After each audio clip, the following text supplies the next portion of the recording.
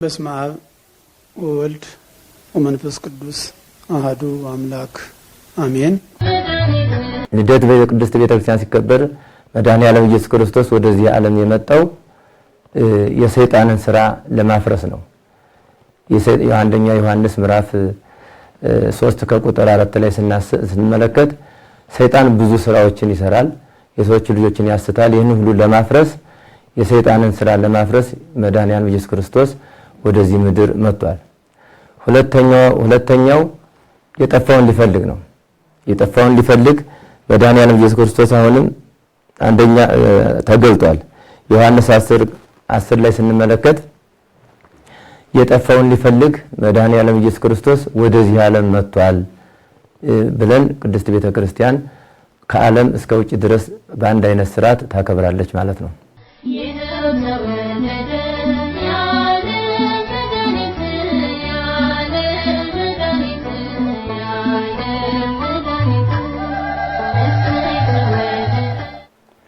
ገና ከክርስቲያኖች ጋር የሚገናኘው የክርስቶስን ልደት መሰረት አድርጎ የዓለም ሕዝብ ሁሉ በዓለም ዙሪያ ያሉ ክርስቲያኖች ሁሉ የሚያመልኩት የሚያከብሩት በዓል ነው እና ከክርስቶስ ልደት ጋር የተያያዘ ነው ማለት ነው።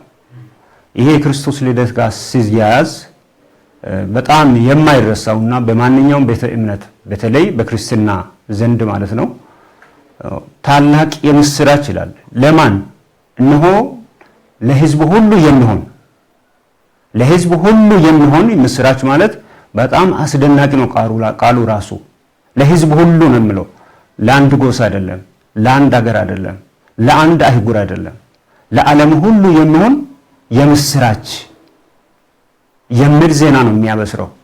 ይህንን መሰረት በማድረግ ክርስቲያኖች የክርስቶስን ልደት በየዓመቱ በዚህ ወቅት ያው በአውሮፓና በእኛ መካከል ልዩነት የቀናት ልዩነት ቢኖሩም ይህን ተመሳሳይ ዜና የሚያበስሩበት እግዚአብሔርን የሚያከብሩበት የሚያስታውሱት ማለት ነው።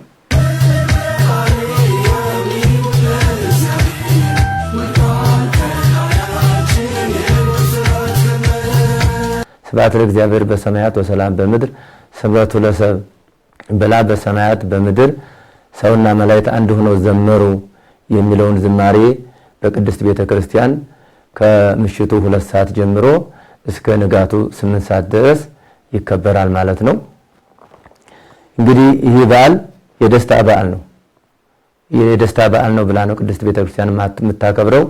እረኞች ሌሊት ከብቶቻቸውን ተክተው እየጠበቁ ባሉበት ሰዓት የእግዚአብሔር መልአክ እነሆ የምስራች እነግራቸዋለሁ ጌታ መድኅን በቤተልሔም ተወልዶላቸዋል ብሎ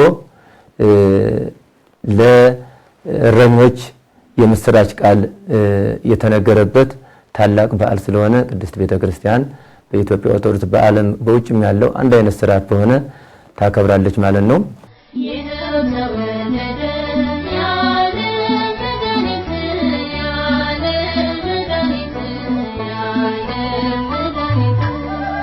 የጌታችን የመድኃኒታችን ኢየሱስ ክርስቶስ አሁንም በዓሉን ስናከብር የዚህ በቤት ውስጥ በጎረቤትም የተቸገሩ አሉ። በጎናችን እኛ በጥሩ ሁኔታ የምናከብር ከሆነ በጎረቤታችን ደግሞ በባዶ ልብስም ሳይለብሱ የሚበላም ሳይዙ የሚያከብሩ አሉና በማረሚያ ቤትና በሌላ የተቸገሩትን ብቻ ሳይሆን በጎረቤትም የተቸገሩ ስለሚኖሩ እነሱንም በመርዳት እንድናከብር የሚለው መልእክት አስተላልፋለሁኝ። በመጨረሻ በክርስቶስ ክርስቲያን በወልድ ውሉድ በመንፈስ ቅዱስ መንፈሳውያን የተሰኛችሁ ውድ የኢትዮጵያውያን በውስጥም በውጭም ያላችሁ እንኳን ለጌታችን ለመድኃኒታችን ለኢየሱስ ክርስቶስ የልደት በዓል በሰላም አደረሳችሁ ማለት እፈልጋለሁ።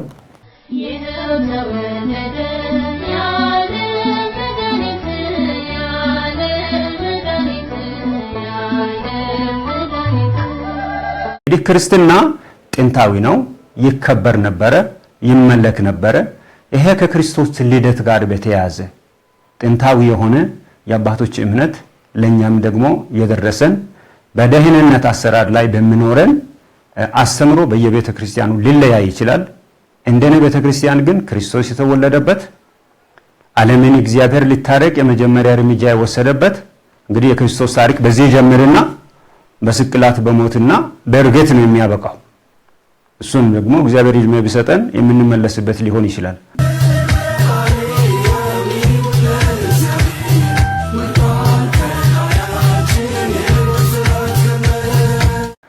የአያ 18 ዓመተ ምህረት የክርስቶስ ልደት የምናከብር በዓለም ዙሪያ ሁሉ ያለን እንኳን አደረሳችሁ ላለው ክርስቶስ የተወለደው የሰውን ልጅ ከሁሉ በላይ በመውደድ ፍቅሩን ለማሳየት የእግዚአብሔር ክብር መገለጫ ከመሆኑ የተነሳ ሰውን በሰውነቱ ክርስቲያን ሁሉ በመውደድ ፍቅሩን የሚገልጽበት የደስታና የሰላም እንዲሆንላችሁ እመኛለሁ።